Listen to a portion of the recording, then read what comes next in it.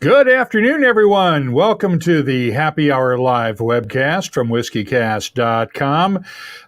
Nurse Dave, if you had that bet, you lose on whether I was going to wear the hat today or not. I just saw that comment come in.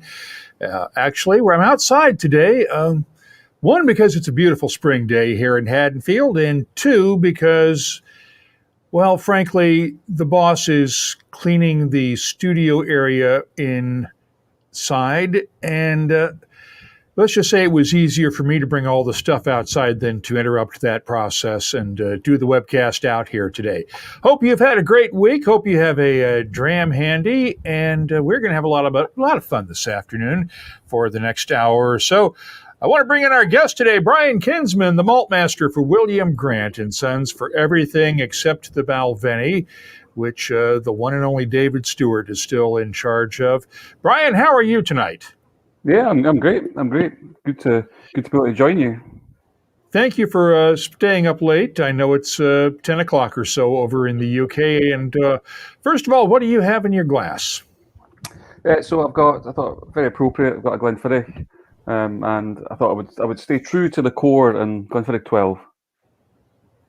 Works for me.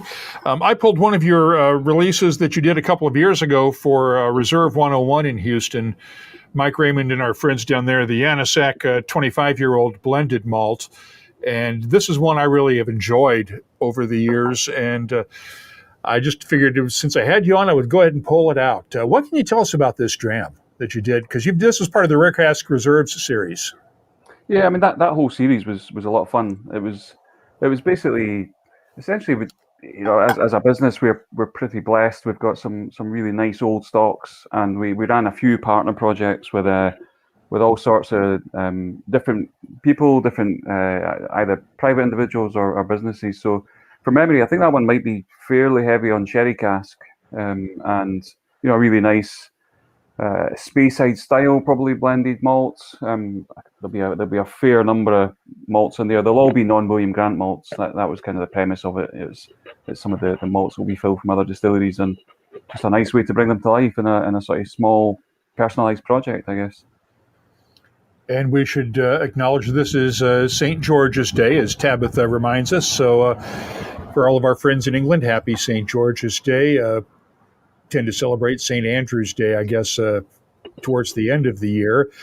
But I was just looking back on this today, and it does not seem like almost 12 years since David turned over most of the portfolio to you back in 2009. It does not seem that long, does it? No, it's frightening actually. You get so used to saying how long you've worked for a company, and it tends to be around numbers. So you sort of say, oh yeah, I've been here about 10 years, been here about 15 years. So it's 24 years this year for me, and half of that time in the master blender role, which it's been an absolute blink of an eye.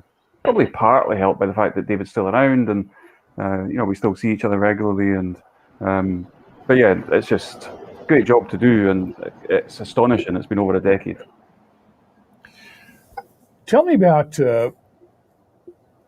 working under David for all those years beforehand, because Hina has Kelsey McKechnie working in that role that you filled for a while. But what was it like learning from David? Probably a lot easier than you would think. I think it's one of these things. David's a big name in the industry. Probably if people don't know him, you'd assume he'd be quite a dominating type person, just because his name's out there. He's been around for so long. You do know him, so you know what he's like. He's very quiet, very humble. And actually, the thing that struck me right from day one, and I've said this many times to people, is his openness was actually a great credit to him. He, from the second I started working with him, it was an open book. There was no things like, oh, you'll learn that in year 2, 3, 4. It was let's talk about everything that's going on. We'll take your opinion. We're interested in your opinion. And basically, he just made it very, very easy to be part of the team. What was the What was the process that he taught you to blend with when you started blending? Because you'd had experience beforehand blending, but how did he teach you how to blend? I'm not actually sure he ever did teach me how to blend. As in, it wasn't a process as such. We just did it. It was really just follow his lead. So there were subtle things that he almost insisted on that worked, which was we would always nose separately. So basically, in the sample room, line up the nosing for the day, which might be unique spirit, it might be bottlings, it might be cask samples, and we'd always do them separately initially, and then discuss the answers. And like I say, from day one, he gave me the respect of actually being interested in what I thought. Obviously in the early days, what I thought was fine, but we still went with what David thought. But it was one of those ones of genuinely discuss, genuinely try and hear each other's views, and just gradually over time, I would by osmosis as much as anything just pick up what he was wanting to achieve, or what I was going to try and achieve myself. Have you tweaked any of the processes and any of the blends that the two of you worked on over the last 12 years to maybe reflect your own tastes and your own preferences, or do you stick to consistency? Yeah, I actually genuinely had to stop and think. No, I've not. There's obviously new products and there's new brands. So there's things that David would never have been involved in, and so they're probably slightly different. But take the Grants, Monkey Shoulder, Glenfiddich. It's actually not about David and it's not about me. It's about the brand. It's about the longevity of the distilleries. So everything about it's always about consistency of what's gone on in the past. How do we keep those things consistent? How do we sort of maintain the brand rather than it shouldn't be, my personality. So I'd like to think the answer to that's no. Our first question comes from Chris Ratcliffe. Monkey Shoulder, which you just mentioned, seems to be widely available, but punches well above its weight. What makes Monkey Shoulder so good?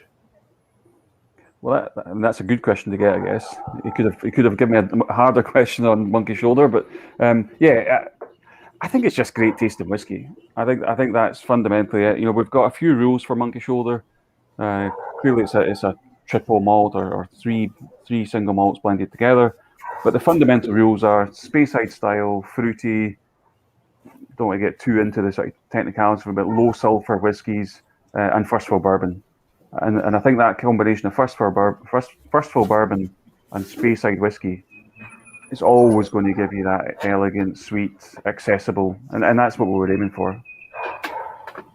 And Spirit Bomb Tabitha wants to know if you've got any more limited Monkey Shoulder releases like the Smoky Monkey that you'd like to see. I know that was one with a little bit more peat in it, right? We didn't see that one over here in the States. All right, okay. Yeah, it's very, very small. And I think I'm right in saying it's pretty much on-trade only as well, which obviously in the last little while means almost nowhere right now. There is some use for Monkey Shoulder coming. Unfortunately, this chat's come a bit too early, so I can't tell you. But there is something in the pipeline for Monkey. I'm not, it'll take probably a good few months to come. When you're creating a blended malt, as opposed to the regular blended Scotch like you do with the Grants editions, how do you go through the process with that blended malt? Because in a lot of cases in blended Scotches, grain is essentially a filler, but I know that you try to get some flavor out of that, but you don't have that luxury when you're in the malt range, right? No, but actually the way that David and I both created blends, and obviously I was sort of learning that from him in the early days, was we typically would blend the grain and the malt separately anyway. Especially in the very early stages of development, you would be looking at what grain whiskies have we got and creating a canvas, if you like, for the blends and creating a blended grain, and then separately creating a blended malt. So in some ways, Monkey Shoulder was just like one half of blending, where you're just simply working with malts. So it wasn't so alien. Now you get to work on essentially the entire William Grant & Sons portfolio, except the Balvenie and a fistful of bourbon, which was Kelsey McKechnie's creation, right? Yeah, absolutely. And that would include Gibsons. I know you did some stuff with Gibsons and Whiskey Canuck up in Quebec. Wanted to know what was the draw for you to jump the pond and work on Canadian whiskeys with Gibsons, and what did you learn from that experience? Yeah, I love that actually. And we still look at the quality of Gibsons from here in Scotland. You know, we create the recipes from here. I mean, at a corporate level, at a business level, the attraction to William Grant & Sons was really the opportunity to have a scale play in Canada. And, you know, Gibson's a big brand in Canada, pretty much only, maybe a little bit in the US.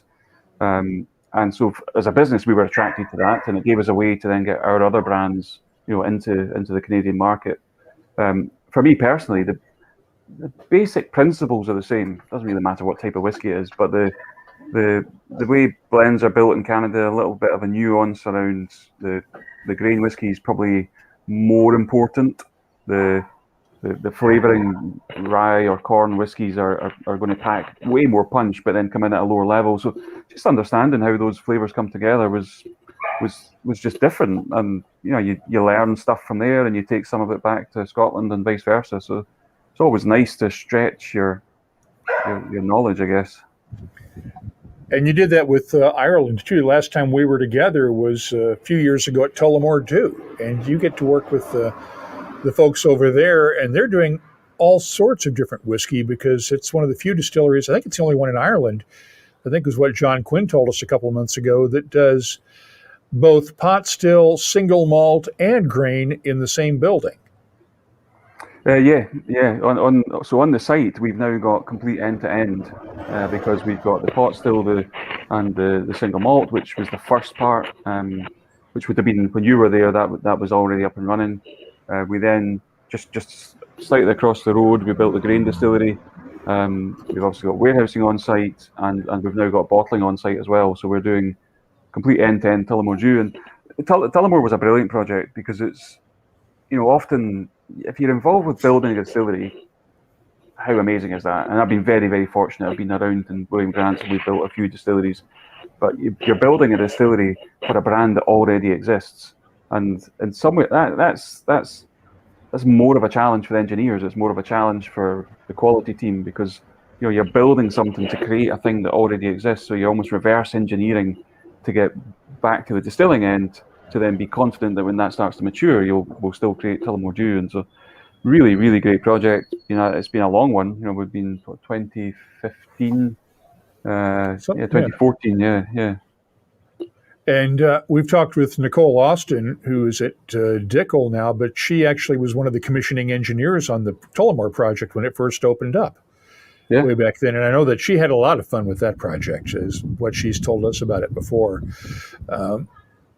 How do you change your style or your process when you're jumping between Scotch whiskey, Canadian whiskey, and Irish whiskey, knowing that they have different taste profiles that you need to hit? I think that's the benefit of it. I don't think you have to change your style. I just think you have to get the right head on that day. You know, the oak type is really the same. The maturation profile is the same insofar as the way it's going to develop. There's definitely nuances. So Irish whiskey matures in a different way to Scotch. We get that even in Scotland. You know, some of the casks down in Girvan will mature slightly differently to the ones in the north. Canadian's very, very different because obviously the climate is massively different. So the maturation cycle is very different. But actually, I love that. In the sample room, it's such a pleasure to be, you know, looking at new make spirit. An hour later, you're looking at Canadian whiskey. An hour later, you're looking at rum.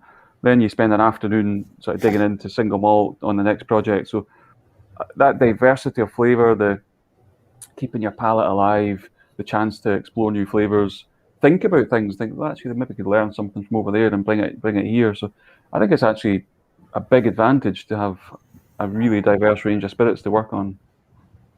And that leads us to this question from Nick Kent. Will we ever see an Irish-Scottish blend from Grant's, or a Tullamore Glenfiddich, etc., something like that, or maybe even a world blend, as Chris Ratcliffe suggested? Never say never. Certainly no plans. I see a few people are doing it now. There's a few world whiskies out there. We're certainly well placed. We've got some pretty good American whiskey, Canadian, Irish, Scotch. But no, I don't think that's in the pipeline. Let's see. Sailor Guevara, our pal out in the Pacific Northwest, says to thank you for your talents. Dispelling the myth that anything blended is subpar is so important. Sailor appreciates all that you've done for whiskey and for helping her win arguments for years. And I second that, because there are people out there who dispel or who just dislike blends and just criticize them up and down. And I think it's actually more complexity. It's harder to create a good blend than it is a good single malt at times, and to do it consistently over years. Yeah, I think that's probably right. I mean, I appreciate those comments, because I completely agree. Obviously, I spend a disproportionate amount of my time talking about Glenfiddich and talking about Monkey Shoulder, but actually, production-wise, in the sample room, making things, huge amount of time on blends, and I think blended whiskey, it's hard to say it's overlooked because it's by far the biggest volume, but it certainly doesn't get a lot of airtime. But I think some of the best whiskies I've tasted are blends. The diversity of flavour, like you say, that bringing together of so many flavours into a blend is well, not in some ways, is absolutely a harder thing to do, and then definitely to keep it consistent. That's the sort of art, if you like. Graham Fraser wants to know what involvement you have with the Els Bay whiskey production, and I know that you have very intimate involvement with it because you're blending it. That's the single malt coming out of the Girvan distillery that Grant owns, right? Yeah. That distillery was built back in 2007. It was really built as a direct impact of the growth of Glenfiddich and Balvenie, and to a lesser extent Kinninvie, and the need for just more single malt in the group. And we built a distillery, I'd say, in just less than a year. So from this concept of the project to having spirit coming from the stills, and it's a fantastic distillery. It's so versatile. We currently produce 5 different styles of whiskey there, and we can sort of turn them on and turn them off, and we've got a couple of different lighter Speyside styles. We've got 2 different levels of peating that we do, and then we also produce a sort of bigger, bolder, more meaty style whiskey. So from a blending perspective, it's a fabulous distillery, because you can literally create essentially 5 distilleries from one. They all retain the core Els Bay flavour profile right at the very centre, but the nuances are really quite important. And Airstone comes out of there too, right? Well, we've got an Els Bay single malt. Airstone's is a non-disclosed single malt, and obviously, effectively could be from any distillery because we don't have to say. Right. But yeah, well, let's park that question and just okay. We all kind of know the answer, I suppose. But the other part about Girvan is unique. A lot of people don't understand this vacuum still process that the late, great Charlie Gordon came up with back in the 60s. Explain what this thing is, because there's been a lot of talk over here in the States the last couple of weeks about the guys at Leopold Brothers in Denver reviving the old 3-chamber still idea. But this is just a completely different animal altogether, and it's been around for over 50 years now. Yeah, so the original still at Girvan was more like a traditional coffee still. It wasn't quite a coffee still, but it was a similar principle. And then in the 1980s, Grant started to work with Finnish company Alko on designing a vacuum distillation. So there was a guy at our distillery who was really integral to it, John Ross. John's the chief chemist with his old title, but he's our main technical guy, and he spent a lot of time designing with the fins a multi-pressure vacuum distillation apparatus. And the simplest way to describe it is that the mash column, the first column, is actually operated under vacuum. So basically, it means we boil at a slightly lower temperature. So you draw a vacuum on it. You don't need quite so much steam on the still. The alcohol boils at a lower rate, and from a blending perspective or a quality perspective, you end up with a cleaner spirit because you don't get any burning. You get a lot less degradation of the cereal going into still. So you end up with a very light spirit. And Emmett Hossack, our pal up in Ottawa, in the Ottawa area, wants to know what your involvement is with the Kinninvie whiskeys from William Grant & Sons. Yeah, so Kinninvie is a beautiful little distillery. It stands alone in Dufftown, in a building behind the Balvenie. Pretty unknown. A few people get to visit it, but it's fairly off the beaten track. It produces a very floral style of spirit, and really predominantly gets used in blended malts, blended whiskies. We do have good stocks of single malt, and we have done odd releases from time to time. So at one time we had a 23-year-old out, and then I think it was a 17 went into travel retail. More recently, we've been doing some innovation at the younger end of the spectrum, and we released a single grain from a single malt distillery, which was a bit bold to try and do that. We released a blend, so there was essentially the single malt, the single grain blended together to create a blend from a single malt distillery. I actually think it's a distillery that almost deserves to be out there a bit more. You know, the flavour profile is beautiful, but there's only so many whiskies you can release at any one time, so it's probably still in the queue for next release. And Dave Kuhn wants to know when we can expect to see Kinninvie on shop shelves, on the high street shops, say, because he doesn't think he's ever seen it outside of Dufftown. No, as I say, there was a few bottles released. Probably not all that soon. I think the reality is we would like to do something more with it. There's no amazing plan lined up to do it. I think if you look around, you will see some of those bottlings of Kinninvie, but they're pretty hard to find. We have some folks looking at the bookshelves behind you, and Tyrone Coty in Nova Scotia wants to know what you're currently reading. They love the bookshelves back there. Have you had a chance to read anything lately while on lockdown? Yeah, I mean, most of these, I have to confess, most of the books in my house are actually my wife's. So I commandeer the room, but she commandeers the books. But yeah, no, I'm a big. If I read anything, it would be biographies. I like reading about sports personalities. I read one not long ago, Judy Murray, Andy Murray's mother, talking about bringing up kids and sort of focused on sport and the difficulty of doing that. Steve Redgrave was one I did not too long ago. So anything sporty and biography would be my probably go-to. I have to ask, are you going to try to get your hands on a copy of the Jim McEwen memoir when it comes out in English in a couple months? Yeah, absolutely. I saw it I think it was just was it maybe yesterday or today? I saw something online about that. Somebody just commenting on it. So absolutely. We had Udo Sontag on the show a couple of weeks ago, and he said, well, the German version came out April 8th, and the English version should be anytime in the next few weeks or so.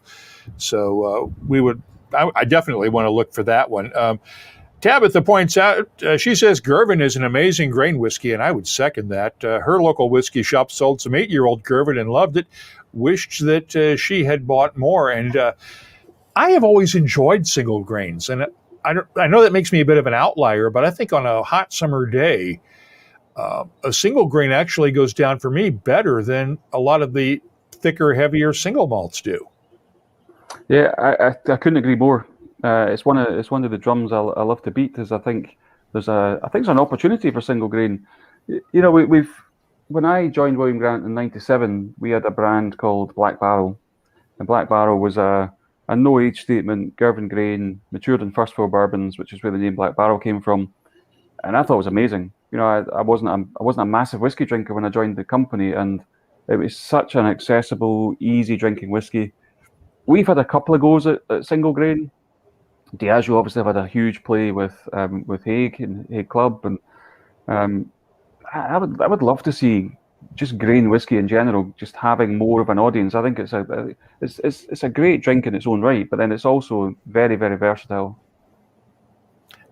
And that leads us to our question from our pal Sergios at the Irish Whiskey magazine. The most significant difference between producing grain whiskey with wheat as opposed to maize, what we in the States would call corn. But what are the differences in producing that grain whiskey? I know you're not a distiller, but as a blender, can you taste the difference? I think you can taste the difference depending on how it's done. So I think in a probably a more, let's say, a bourbon style distillery, you would probably taste the difference because the mash bill is coming through more. In the grain distilleries we're working with that are so heavily rectified, where we're taking the spirit up to 94%, you really can't tell the difference. So it's all in the processing, and the single biggest difference between maize and corn is essentially the oil content. Between wheat and corn. So you're going to get a lot more oil coming out of maize or corn, and you're going to get a lot less coming out of wheat. So that's just something the distiller himself has to deal with. The final product is pretty much identical. The original Girvan grain would all have been maize based. Today it's wheat. In Ireland we use wheat at Tullamore, whereas Irish distillers, I believe, at the moment are still using maize. I can't be quoted on that because obviously I'm not too involved in it. Well, not involved at all, but I think they use maize. Let's see here. Carlo Bertoncini, and I'm probably butchering that last name, Carlo. Great to listen to you, Brian. He always learns something new from you. Let's talk about something new that you guys acquired a couple of years ago, really, in Tuttletown, the Hudson Whiskey line. How much involvement have you had with changing that over and with the refresh of that entire range that we saw in the last year or so? Yeah, so I should say Carlo's a great guy. He works down at the Girvan distillery, so he's one of our engineers down there. So it's good to see he's tuning in.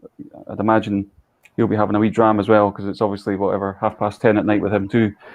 So Hudson, I don't get hands-on day-to-day involved with Hudson. We've got a great team over there. We try and run that distillery as a relatively standalone. We're trying to incorporate it into the group. We want to have commonality of our processes. We share best practice. We have regular catch-ups, but Brendan and the team really take the lead in it. And then if I can help, I'll absolutely do that. If we're going to make any significant changes, I would be on hand just for advice and guidance. But fundamentally, the distillery there just do their own thing. And obviously, you have a better laboratory and scientific resources on site in Glasgow than they have in Gardner, New York. Yeah, and that's what we can offer. So we can get samples over and help with the detailed background. So let's say we get a little issue with maybe some delivery of casks, or we just need to delve a little bit deeper into the chemical analysis, then we can do that. And we've obviously got a wider sensory panel as well, just on sheer numbers. There's not too many of them in Gardner, whereas we've got a fairly sizable team over here. A lot of the major whiskey companies have bought up U.S. distilleries, not just to get into the U.S. whiskey market and the American whiskey and bourbon markets, but also to get a supply of casks that they can get their hands on and lock in. How important has that been for you guys in terms of sourcing casks? In terms of volume, not important at all, because as you know, Tuttletown distillery is very, very small. We already had a good set of relationships. Family business. We tend to work with family businesses in the US, and we've got some very long-term agreements to supply ex-bourbon casks. The casks that were really good, and actually it takes us back to the Els Bay question, are the little baby bourbon casks. So they were a bit of a revelation, and once they've been used once for Hudson, our ability to take them to Girvan. Now I have to say the guys in Girvan hate them. They hate them with a passion because they're all funny shapes and sizes.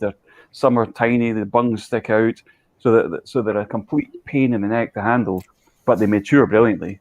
And I think when it comes to the Els Bay single malt brand, we've been able to do some really interesting stuff, like very, very rapid maturation, followed by slowing it down, adding in quite unusual levels of sweetness from oak into younger whiskies, and that's been a massive part of really trying to bring Els Bay to life. Just to change things up for a little bit, I know you've had the chance to work with the legend that is Ian Miller, and I can see you smiling right now. I've had the chance to hear some of Ian's stories about the older days in Scotland. You got any good Ian Miller stories to share? Yeah, I mean Ian is one of the industry characters, isn't he? He's obviously spent a long time in the industry, huge experience, Diageo days into William Grant and Sons. I think you probably know the answer to this, where most of the stories about Ian you can't broadcast at this time of the evening in UK time, never mind US time. But yeah, we're on the internet. We can do anything. Great fun guy. There's nothing better than a late night dram in Dufton, Ian waxing lyrical, just loads of knowledge, but not pompous and not full of ceremony. Just likes to have a laugh and a kind of let loose from time to time. The one thing I've never done with Ian, and I suspect I would regret it now because I think he's got so much time in his hands, I've never actually played golf with him, and I think he's playing a lot more golf at the moment. So that's one thing I've got in reserve of. I need to at some point stop off on my way to Dufton and play a few holes of golf with him. Oh, I can't believe you haven't done that. I mean, I would kill for that opportunity, and I haven't played golf in 10 years, but I would love to do that just to see what he brings in the flask. Yeah. Knowing that cabinet of antiquities that he has in Dufton somewhere with all the old stuff, as he likes to refer to it. I'm going to guess this question from Graham Fraser is probably way above your pay grade, but he wants to know if there's any chance that William Grant might ever buy the rights to Convoymore and resurrect that distillery, which is on the train tracks just outside of Dufton. Wow, that's a good question. That is above my pay grade. I think the problem at Convoymore is it's really all gone. In terms of there's no stills there, there's no equipment there. We use the buildings for warehousing and for storage of various things, sort of odds and ends, if you like. Great location, great old buildings, but yeah, I think the days of a Convoymore revival are probably gone. If you were going to do anything, it would be better to probably start with an all-new facility and start from the ground up rather than try to revive that one.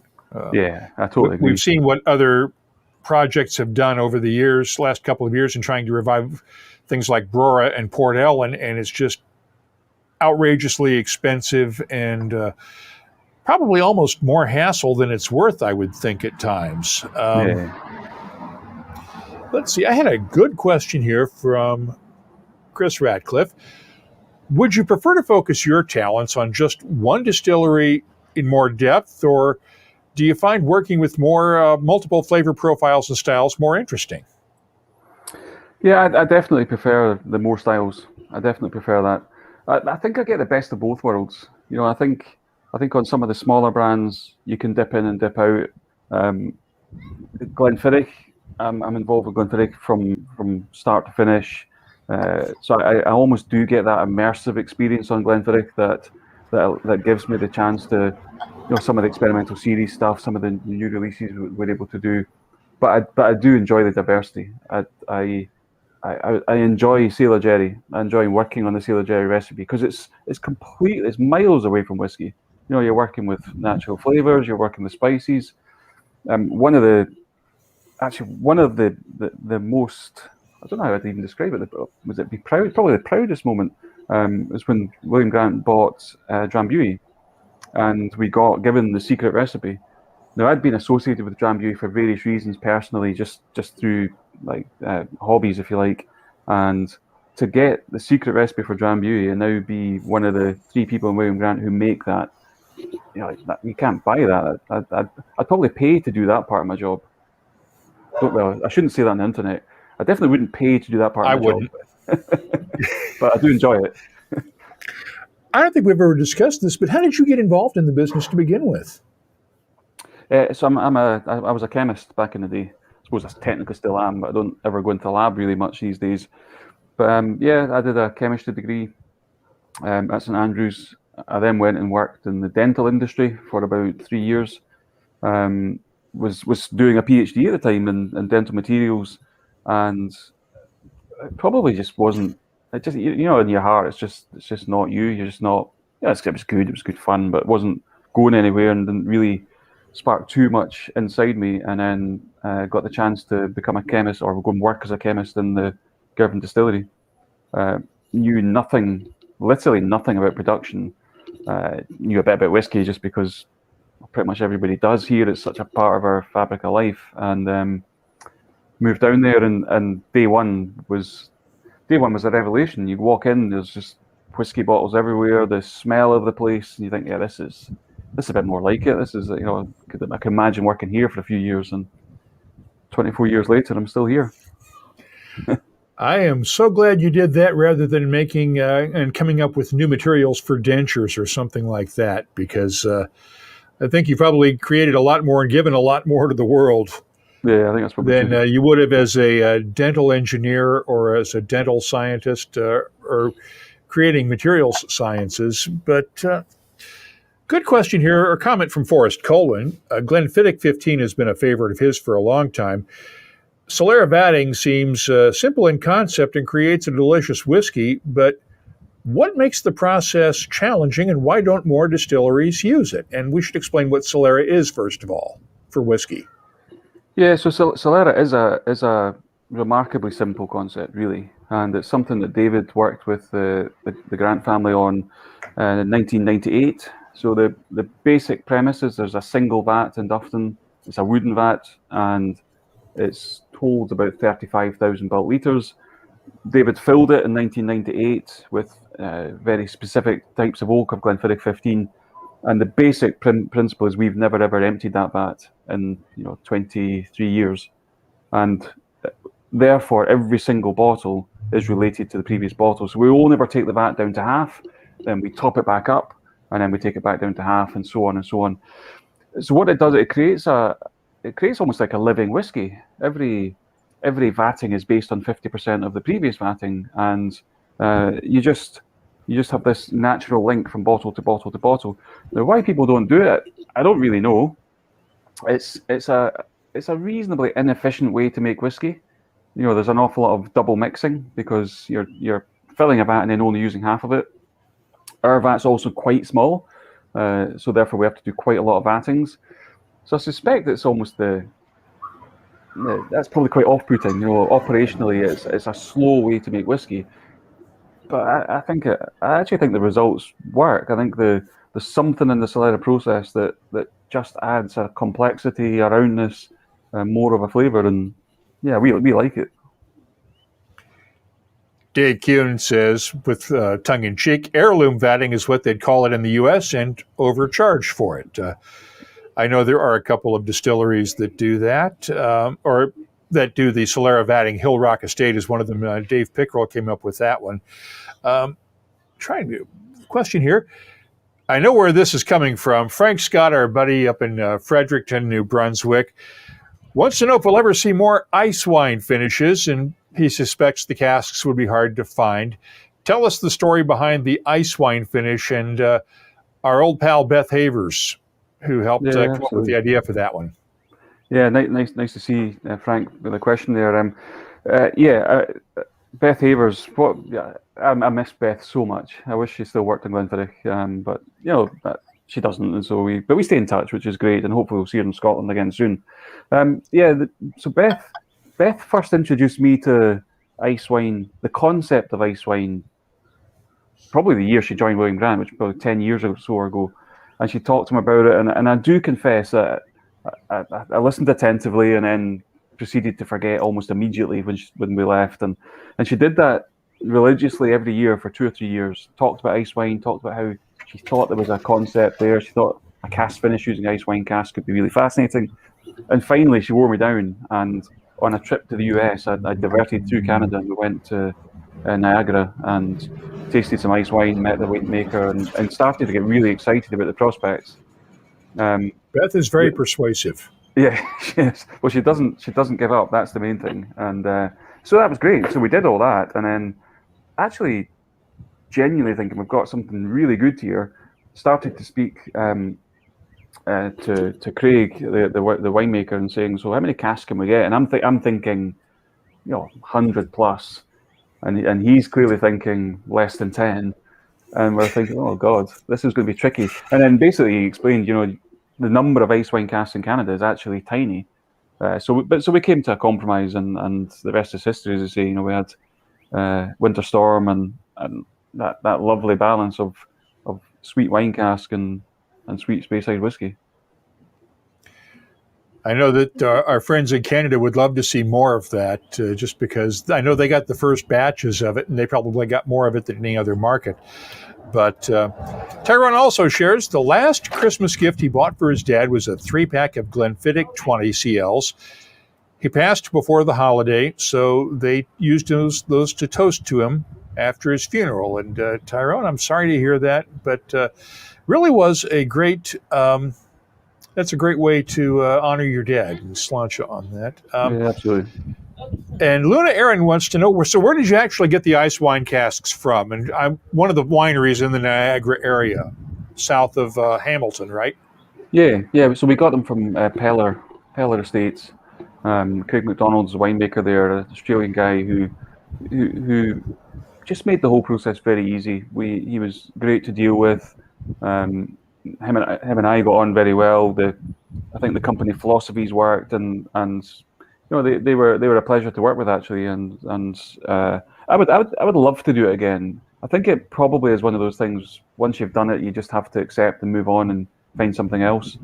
So we probably won't revisit it, but the combination really did work well. Emmett Hossack wants to know if there's any plans to bring back the old Glenfiddich pure malt style. I know there was a release of an 8-year-old pure malt, or so-called pure malt, a couple of years ago to celebrate the anniversary of Glenfiddich really sort of becoming the first single malt on the market, or on the global world market. But are there any plans to ever sort of bring something like that back on a regular basis? Not at the moment. That was definitely... It was another great example of a brand ambassador taking a cause and championing it. So we talked there about Beth and ice wine and really, really driving that to a conclusion, and we got a product out of it. So in exactly the same way, we have a brand ambassador in Taiwan called James Chan, and James sort of fell in love with the story of the original single malt and the fact that he could really talk about that in Taiwan, and really, he talked that into a project. He talked it into, let's do a recreation. So we went to the archive. We found the original recipe from the 60s, the very first one. We got the cask recipe together, and we did a release. That it then rumbled on for a couple of years, and different markets picked it up. But yeah, I don't think we'll repeat that again. Maybe the next anniversary. So whenever that would be, it won't be me that does it, but another 40 years we might do it again. Okay, let's talk about that now, since another 40 years, and you said you won't be doing it. Have you already started to identify your successor the way David Stewart identified you early on? Yes, and there's no, this business, there's no guarantees. There was no guarantees for me, but obviously Kelsey is an obvious person, so Kelsey really dated my team. She then spends time with David. And then we've got another couple of people. So the one thing I'd say is the William Grant & Sons business is just simply getting bigger, which is great for us as a business. But in the time from David to myself, I don't know what the sheer number of variants was, but it would be a many-fold increase in complexity. And I can see that happening again, where Tullamore's come along, the bourbons are getting more complex. There's way more Glenfiddichs in the range than that I can even count. You forget some of them sometimes. Balvenie's getting more complex. So I think I can see the day when the job will be across more than one person anyway. So the idea we've got is we've got a great graduate program. We've got a great bunch of technical people.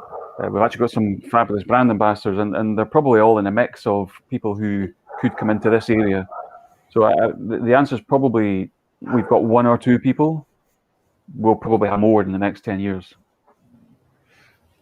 That makes perfect sense to me because the portfolios are big enough now between the Glenfiddich and Balvenie to split those two up, and then for Tullamore DEW and say combine Gibson's and a couple of the other roles. And there really is. It's really hard to have one person serving as the master blender for all those lines without really sort of compromising their ability to actually spend time with each of them the way that you need to, right?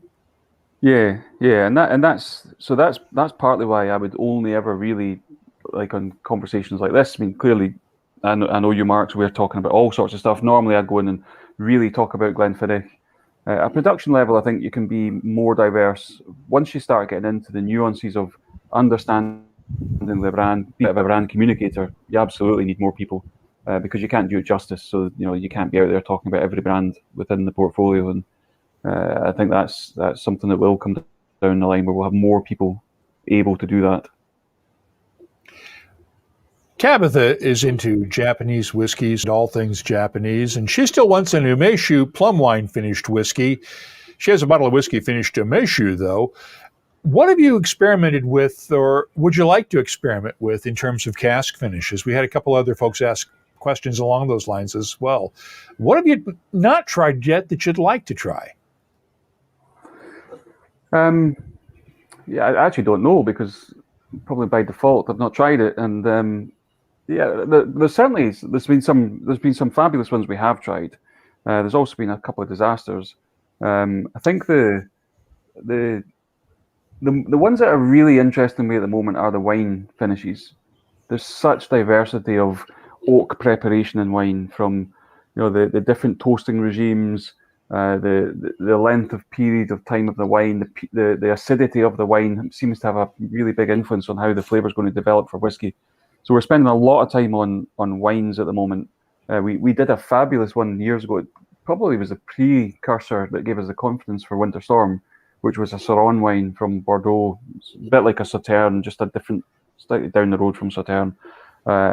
And it did all sorts of things. It was a white wine that created a red hue finished whiskey, and there was all sorts of just strange things going on in the cask. So really loving all that. I do like just random spirits. The downside on casks that have previously held spirit is typically that spirit has removed a lot of the flavour we want because the ABVs are about the same. Wines are different, different ABVs, therefore different removal of flavour. So I think there's quite a lot of exciting stuff still to do in that field. Luna Aaron wants a clarification on the Solera system. Does the whiskey stay in the vat for 15 years, or do you add aged stock and have a second maturation? I think, and correct me if I'm wrong on this, it's basically you're filling these up and then taking some off, right? So it's there's always some whiskey that's still from those original early batches in there. So it's staying in there for 15 years, sort of, kind of, right? Yeah, but the whiskey has to be 15 to go in the first place. So all the whiskey being emptied from cask is already 15 years old. In the vat, it doesn't gain any age. We can't claim any age statement from the vat. There's no maturation happening there. But you're right. We put the first vatting in 1998. Some of that whiskey is still in the vat. It'll be tiny now because it's obviously on a bit of a wedge. We take 50% out every time, so it's 50% out, 50% in. But the key thing is the whiskey is 15 before it goes in. Do you shake the cask a little bit before you drain that 50% off just to make sure it gets all mixed up? Yeah. Well, we've got a little airline and we just bubble it up for a bit. If you're ever in the warehouse when the guys are doing that, that's a great time to go and sniff the top of the vat. The aroma is stunning. Crump Crumpler asks some fun questions occasionally, and I know it came from disaster, but sweet baby Buddha, he loved the Snow Phoenix. He has one unopened bottle left, and I envy you on that one, Crump. How was the process of blending the Snow Phoenix? And we should explain, This was, think about close to 50, almost 13 years or so ago when snow collapsed one of the roofs on a warehouse, right? Yep, yeah, it was a bittersweet thing to do actually, because it was a terrible time for the distillery. It was a terrible time for a whole lot of that area of Speyside. We lost 4 warehouses, plus another couple of smaller ones, some of the more traditional warehouses. But the 4 big palletized warehouses, they were 50,000 casks per warehouse, and we could see it. The annoying thing is we could see it happening over a period of a couple of weeks, where there was just more and more snow. The key thing was no wind. The snow just wasn't blowing off. Every night it would freeze tight. Then the next day it would melt a bit, and it was just getting heavier and heavier and heavier. And you could actually see the steel beams starting to bend, and then almost identical times they all went. The truly amazing thing is, you think there's probably a couple of, how many tons of snow, a couple of 100 tons of snow on each roof section fell down with the weight of the roof, with the weight of the steel panels, and the oak casks held the whole thing up. We actually lost very, very few casks. It was a handful of casks that truly got destroyed. Creating the batting was fascinating though, because we had all these outside warehouses. We essentially took the walls off, the casks were left, and then from some of the more damaged areas, we took the casks and lined them up in an empty warehouse, and I was able to go in and nose them all, a few hundred casks, and then pick the ones that were going to make Snow Phoenix. That reminds me of times when tornadoes have hit the rick houses in Kentucky, and it just strips the metal walls off the side and the roof off the top. But the ricks and the barrels all stay perfectly in place because they weigh so much that even a tornado can't move them. Yeah, and it's just amazing. I think the strength of oak is phenomenal. To be able to hold all that up and stand tall was incredible, really. Dave Kuhn wants to know about your Malt Masters edition, which was one of the early releases that you came out with after taking over at Glenfiddich. Caramelized casks are described as the part of your Malt Masters edition. Is that similar to the STR casks that the late, great Dr. Jim Swan came up with, his shaved, toasted, and recharred casks? We would use a similar process. The key thing in Malt Master is more around, there's a double maturation goes on there. So we spend about 2/3 of the time in American oak, either ex-bourbon or just refill American oak, and then recask the whiskey into European oak sherry casks. And that combination of you develop all the classic sweetness in the first maturation, and then you just overlay flavor in the second maturation, so you get, it's not a full-on sherry cask flavor, it's more of a hybrid, and that was really the concept of Malt Master. Let's clarify a question that Ben Marnock asked earlier. How much bigger can William Grant get without an Islay or a Highland distillery? Well, actually, you have Highland distilleries. The Speyside distilleries qualify as Highlands. You can call them either one, but you don't have one in Islay. But you're able to get enough blending stock, right? Yeah, we I think it's probably fair to say we would like one in Islay, and I don't think there's any secret that over the years William Grant have looked at it, and it's just never been, there's just never been the right opportunity at the right time. So we've never actually managed to do it. One of the reasons we built Els Bay was to create peated whiskies, different styles of peated whiskey, and give us that opportunity to have peated whiskey in our portfolio. And then we also hark back to what you might call the old Speyside days of peated Glenfiddich and Balvenie, which would have been how whiskey was being made in certainly the late 1800s, early 1900s. So we've got good experience of peated malt. Would I like an Islay whiskey? I'd love it. There's just not too many of them around. That's the problem. And it would probably be more of a case of the company deciding to build a distillery on Islay rather than trying to buy an existing one, if one were for sale, which they aren't. Yeah, I don't think any of them are for sale, and the way distillery prices have gone in recent years, I think building's definitely an option. So let's ask about, question here we have from Chris Ratcliffe. Glenfiddich seems to be trying every finish and concept known to man. Where do these come from? People in production, marketing, other inspiration? Where do the inspirations for these finishes and concepts come from?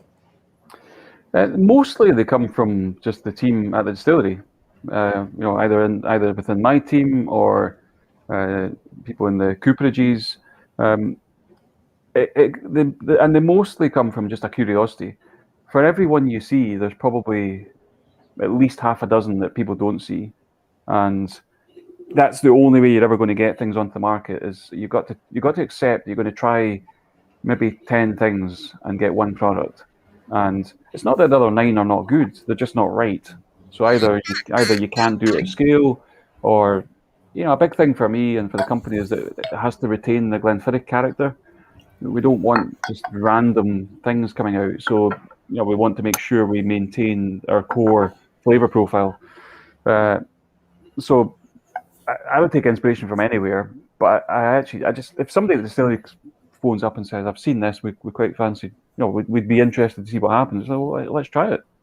Well, what's to lose? And I think along those lines, it's a case of where you could make the greatest whiskey in the world or the greatest blend in the world, but the casks for it are so rare and so limited that it would be cost prohibitive to even try to put that whiskey out on the market, right? Yeah, absolutely. And that's also just one of the things you've got to accept. Sometimes you'll think something's going to be amazing and it's not, and you've got to be almost just accepting of the fact that it just didn't work. There's no point in forcing the issue. And similarly, you might do something that is truly stunning, but you just simply can't commercialize it, and therefore, again, we just keep those ones and drink them ourselves. That's just one of the downsides of being at the distillery. We just have to have our own little parties and get rid of those casks. Oh, you're going to love this one from Gavin McKay, who wants to know how often you communicate with your technical team to make adjustments. His brother Roddy works at Glenfiddich, really needs a haircut, and so says his mother. Can you help with that? Can you lean on Roddy to get his haircut? I have to say, I totally agree. I was on a call with Roddy this week, and he does need a haircut quite badly, actually. And unfortunately, there's not a thing I can do about it. One of the benefits of the internet, gang. Yeah. Let's see. Graham Fraser, what's your preferred non-William Grant whiskey? Do you have anything you drink outside of the company? I do. So I've probably in lockdown, I've tried more non-William Grant whiskies than I've ever tried before, because I've got a little. You'll know John Ramsey. John Ramsey was the master blender at Edrington, and John and I are a member of the same golf club, and he'd been running a whiskey club for years at the golf club, and I joined it maybe 3 or 4 years ago, and then just started to help out a bit more. And through the entire lockdown, John and I have been hosting monthly whiskey clubs exactly like this, where we'll buy the whiskey, I'll put them into the little bottles, we'll get it out to the sort of 40 members. So we've tried some fabulous whiskies over lockdown. Standout ones for me, most things from Highland Park I really like. There was a pretty amazing Tamdhu, which it really took me by surprise, actually. I really, really enjoyed that. Some nice Glengoynes. You'll see there's a pattern here about the whiskies we tend to taste in John's previous experience. But yeah, it's been great. I love tasting different whiskies, and I can suddenly see the benefit of being a member of a whiskey club. I go and speak at them, and you think that's why these guys do it. It's the chance to just at a low barrier to entry, just try things, and it's been great fun. Please give John our best. I haven't talked to him in ages, since he retired, as a matter of fact. Please give him our best, because damn, he made some great whiskeys back in the day. Tabitha wants to know, Spirit Bomb, what's your favorite cocktail or highball to make with any whiskey that you blend? I know Monkey Shoulder was designed for the bartenders and the mixologists of the world, so I've got to bet that there's something with Monkey Shoulder. But what do you like to make when you make a cocktail? I've got a single go-to cocktail, which is an old-fashioned. I love an old-fashioned. I would happily make it with anything. The one that worked well for me, Monkey Shoulder came up with what they call the lazy old-fashioned. So you basically make it a bottle at a time and keep it in the fridge. What's not to like? You take a bit of monkey out, you add some sugar syrup, some Angostura, and you sit it in the fridge, and you've got old-fashioned on tap for the next, well, certainly week anyway, but however long a bottle of whiskey lasts. But yeah, it's my go-to, old-fashioned with pretty much anything. And Emmett Hossack, we talked about Beth Havers earlier. And she's in the cookie business now. He wants to know if you would have any chance of entering into an agreement with Beth to make some Glenfiddich whiskey cookies. I think that'd be a great idea.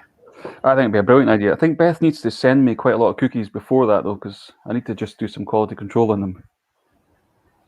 So if you're put that word out. Chris Ratcliffe, that bottle of Old Fashioned, that is a recipe he needs to get his hands on. Any idea where we can get that recipe? Well, definitely on the Monkey Shoulder website, for sure. But if you just type into your browser lazy Old Fashioned Monkey Shoulder, you'll get that recipe, no problem. And Dave Kuhn wants to know, is there a particular cask in one of the warehouses that you know of that you've tasted that if you could only drink that cask for the rest of your life, it would be the one? I feel like I should say yes to that, but I actually don't think I have genuinely got that. There's been a few occasions when I've tasted a whiskey and thought, "Wow, that's..." One of them sticks in my mind, which was with David, where we were working on the first ever Balvenie 30-year-old. So that must be, and this would be, David was still back in the full role, so it was probably in the early 2000s, when would that be? Yeah, maybe mid-2000s, 2005, 6, something like that. And we tasted what would become the first Balvenie 30-year-old, and that was definitely a stop moment for both of us of, wow, that's pretty special whiskey. Unfortunately, I can't really afford Balvenie 30-year-old day in, day out, so that doesn't really work for me now. Even with the corporate discount? Well, exactly. Even with that, yeah. And Peter Grasso, our pal at the Monmouth Whiskey Club, says, we're waiting for the Smoky Monkey Shoulder here in the U.S., and we were talking about that one earlier. I suspect we're going to be waiting a long time for that one. Yeah, I think so. Nice to hear from Pete. I did a really great event with them. Well, you were there, Mark. I think, yeah, I don't know when that's coming. It's tiny volumes at the moment, and I would assume it'll go there at some point, but no idea when. We talked about St. George's Day earlier. Nick Kent points out the Cooper King Distillery shared its new distillery map today with 33 distilleries in England. What characteristics would you like to see come through in an English blend? I know you're up north of the wall, so it's kind of hard to ask you to put together an English blend, but if you were putting one together, what would you start out with? What would you like to see in it? I don't honestly know, and I think it'd be an interesting challenge. It'd actually be a great project to work on. I think if I was in the place of having an English distillery or trying to create an English blend, my number one priority would be making it differentiated from Scotch. I think the big mistake would be to create a blend that could just as easily be a Scotch blend. I think if I think of Japan in the early days of Japanese whiskey, a lot of it was really pretty close to Scotch whiskey and not overly differentiated, and therefore by default not so interesting. I think the thing that made Japanese whiskey really come to life was finding its personality, finding its differentiation from Scotch, and I think English whiskey would do the same. So whether you go for something that's maybe a little bit not purer, but crisper, or just something that as soon as you taste it, you think, well, this doesn't taste like Scotch. I think that would be a great starting point. What non-traditional whiskey-producing countries are you finding most impressive in what they're putting out? I would say at the moment, Australia, and probably distinctly Tasmania. I think just generally Australia. And I think probably for that reason, there's a little bit of a different culture, a little bit of a different approach, more just unique. They're putting their own stamp on it, and there's some pretty nice whiskies coming out there. They're all incredibly expensive when they reach Scotland, but I think that's just partly the limited editions, the nature of it, the small volumes, the duty and so on. But they're nice whiskies. Yeah, I've been saying for years that if they can ever get to the point where they could actually produce at scale, they will do for the whiskey world what Australian wine did for the wine world. The potential is there. And last question, our pal Sergios has asked this a couple of times, and I hadn't gotten to it before. Will we see a peated Irish release, specifically a peated Tullamore DEW? Well, in some ways, I would say you should, because the Tullamore DEW distillery, you've been there, is built in one of Ireland's largest peat bogs. So from a perspective of, it's almost the home of peat. But at the moment, we don't have a plan to do it. It's not really the style of Tullamore DEW. I think we would reserve the right to do it at some point, because it feels like the home of peat, but not anytime soon. And with that, we will close things out for the night. Brian Kinsman, thank you for spending the last hour plus with us. I really appreciate your time. Everything you've done for the world of whiskey over the last 12 years as Malt Master, and for 24 years at William Grant & Sons. You going to do anything special for your 25th anniversary next year? Well, yeah, hopefully just go to the pub. It's been so long. That would be nice. But a special release maybe for 25 years? Yeah, I think that's possible. It'll probably be on the cards of one of the possibilities. We've got quite a backup of innovation waiting because of what's been going on in the last 2 years or a year and a half. So, no idea right now. Well, thanks again for joining us, Brian Kinsman from William Grant & Sons. Please give our best to David Stewart and John Ramsey and everybody over there. Hopefully we'll all get a chance to get back together again and share a dram together sometime soon. So thank you again, Brian. Cheers. Let's say goodbye to everybody here. Whoops, sorry about that. Thank you again for watching. I really appreciate everything that you guys have done, watching with us over the last year or so, 13 months. I just realized it's been almost 13 months now since we started these bi-weekly and then weekly webcasts, and it has been an absolute hoot. And don't worry, I'm not saying that because we're going to go away. We're not going anywhere. We'll be back next Friday night, 5 p.m. New York time, 10 p.m. UK time, 2100 GMT elsewhere in the world, with another edition of the Happy Hour Live webcast. Don't forget to join us for the WhiskyCast podcast this weekend, and we'll see you next week, guys. Take care of yourselves, and Slán Siva.